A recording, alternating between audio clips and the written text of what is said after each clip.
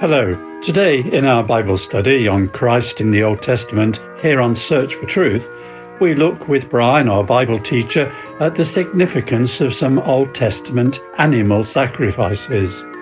It's recorded in the New Testament in Luke chapter 24 and verse 27 that Jesus drew alongside two of his disciples as they walked to Emmaus. And it says, "And beginning with Moses and all the prophets, he explained to them what was said in all the scriptures concerning himself."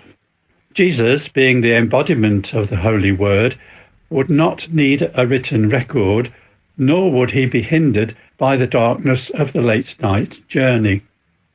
Now, here's Brian, and he'll tell us about some of the Old Testament sacrifices. He's titled his talk, "The Blood of Goats and Bulls." Thanks, John. It's been said by those who study ancient civilizations that a culture's values are exposed in their rituals.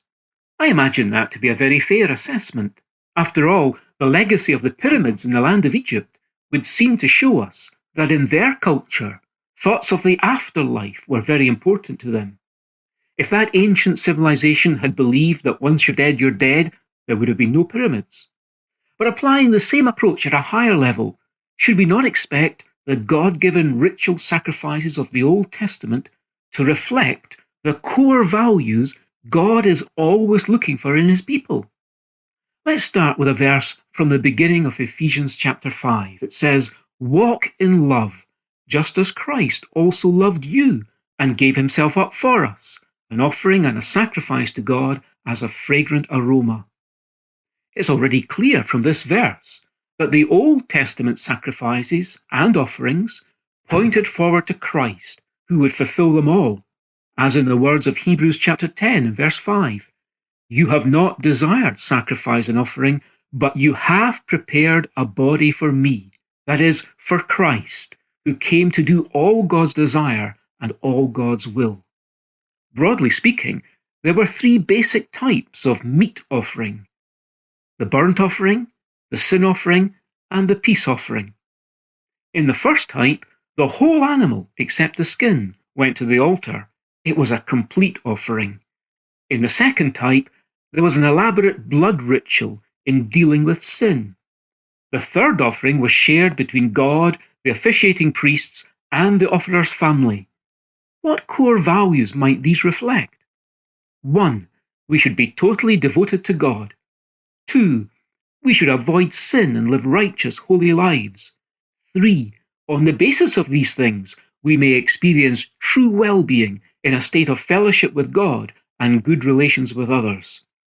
Now, I'd like us to turn our attention to the particular sacrifices of the Day of Atonement that are central to the book of Leviticus, as shown by the fact of the description of that day being the 19th of 37 sayings of God throughout the book of Leviticus. This is the Day of Atonement, that's referred to in the letter to the Hebrews when we read, "Not through the blood of goats and calves, but through his own blood, he," that is Jesus, "entered the holy place." That's chapter 9 and verse 12. Once again, it's immediately obvious that the blood of goats and bulls had earlier signified the impending, the coming death of Christ. This Day of Atonement ritual annually was of central importance to the community life of God's ancient people in their service for God. Their continuing corporate worship of the God of heaven actually depended on it. This was because the sins and impurities of the people acted as spiritually toxic contaminants. At this time, God lived in a tent known as the Tabernacle, a tent that was placed central to the encampment of his people as they travelled through the desert to the land he promised to their forefathers. I said God's visible presence was central to his people.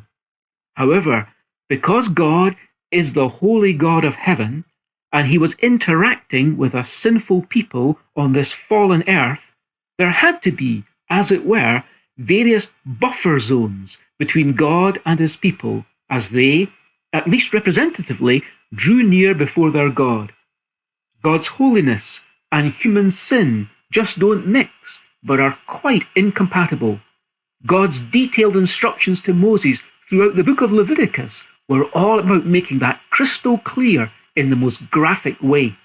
Let's try to visualize that with a sort of bird's eye view back then, or by imagining, if you like, that we've travelled back in time with a modern drone. We begin out in the desert remoteness, with the entire encampment in the distance.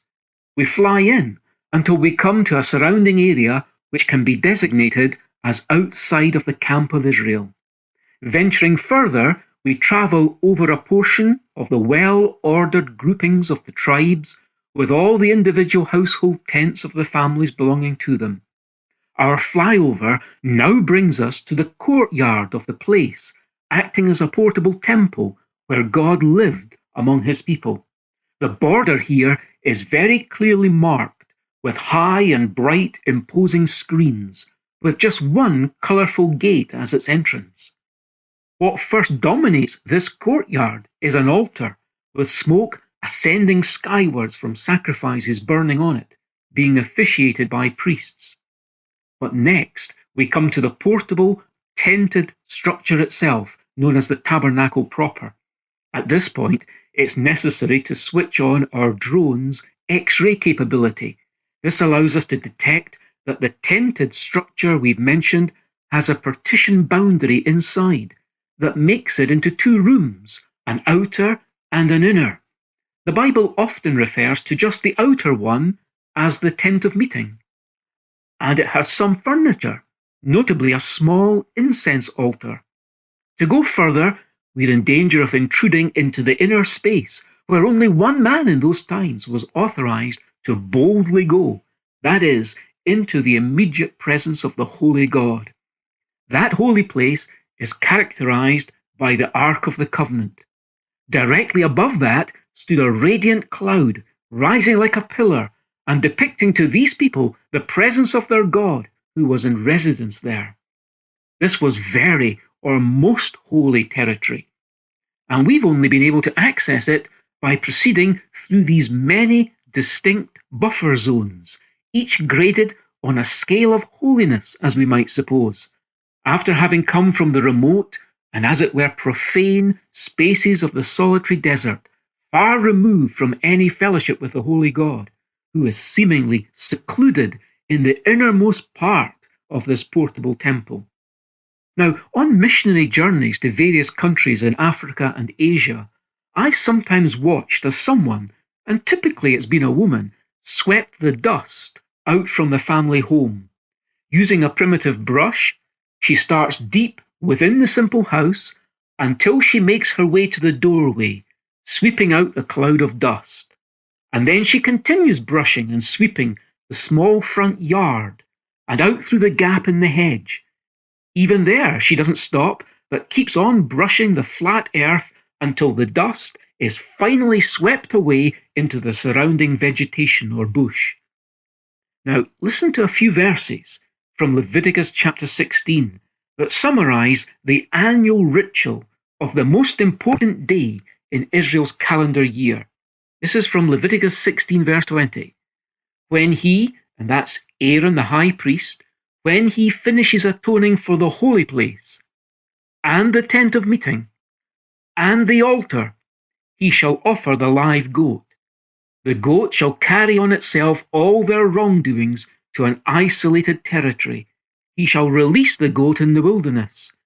Then Aaron shall offer his burnt offering and the burnt offering of the people, and make atonement for himself and for the people. Then he shall offer up in smoke the fat of the sin offering on the altar. Now, can you see any parallel with my observation of the lady sweeping the dust out from her home? I mentioned how she started deep within and made her way progressively till beyond the edge of what she considered to be that which belonged to her. Here we read how Aaron, the high priest of Israel, first atoned for or cleansed the holy place of God's immediate presence innermost in the tent. Next mentioned is the fact that he atoned for or cleansed the tent of meeting, which was the next zone moving outwards. Then there's mention of the altar outside in the courtyard, at which the entire courtyard area was atoned for or cleansed. The remains of the animal sacrifices that day were burned outside the camp. And there was also a scapegoat, a goat that wasn't ceremonially killed but was directed out into the remote and solitary desert, way beyond the outside place surrounding the camp. It went never to return, but went away into the far distance, symbolically bearing the sins of the people. Do you see how this was a systematic cleansing from deep within to the furthest extremity? As we look into our Bibles, we see that the holiness of God cannot coexist with human sin. But amazingly, God wants contact with us. He wants us to approach him in worship. He's done everything to make this possible. The writer of the New Testament letter to the Hebrews explains the relevance of Leviticus chapter 16 to people everywhere today. It's there we read, "It was necessary for the copies of the things in the heavens to be cleansed with these things, but the heavenly things themselves with better sacrifices than these. For Christ did not enter a holy place made by hands, a mere copy of the true one, but into heaven itself, now to appear in the presence of God for us." God was picturing ultimate realities for us by using these Old Testament rituals. There is a reality in heaven where sinners who've been forgiven through the sacrifice of God's Son, Jesus, on the cross, can draw near to express their gratitude to the infinitely holy God. Even if we believe we're following the Lord Jesus' instructions as we draw near among his people to worship him in heaven each week, we must always remain conscious that we live in a defiling world, and the God we come to is a consuming fire. After cleansing the things in heaven, his blood invites us near as worshippers. But we still come respectfully and tread softly with reverent fear, for the God we worship is awesome beyond anything that we can appreciate. What an unspeakable privilege that we can know this God through the sacrifice of Jesus Christ, his Son. O blessed God, our voice we raise to speak thy word and sing thy praise. For love that made thee give thy Son, for sinners ruined and undone. I'm sure you'd find it helpful for further study to obtain the transcript book of all 12 talks in this series, and then you'll benefit even more from these radio talks. The book is available online, and either you can get it yourself by downloading a copy from churchesofgod.info/media. Alternatively, you can request a hard copy book by asking for the title Christ in the Old Testament. Don't forget to include your postal address so we know where to send it. And you can use email or the post, and here's our address. Search for Truth, Hayes Press, The Barn, Flaxlands, Royal Wootton Bassett, Swindon, SN4 8DY, UK. Our email address is sft@churchesofgod.info. And once again, it's been great to enjoy your company today. Thanks for taking time to be with us, and do join us again next week for the next talk in this series on Christ in the Old Testament. It's called The First Fruits, as mentioned in 1 Corinthians chapter 15 and verse 22. So that's all we have until next time. It's goodbye and very best wishes from our Bible teacher Brian, our producer David, our singers, and me, John. See you again soon, and in the meantime, we wish you God's richest blessings. On him by thee our sins were laid, when he for sin atonement made. Our every sin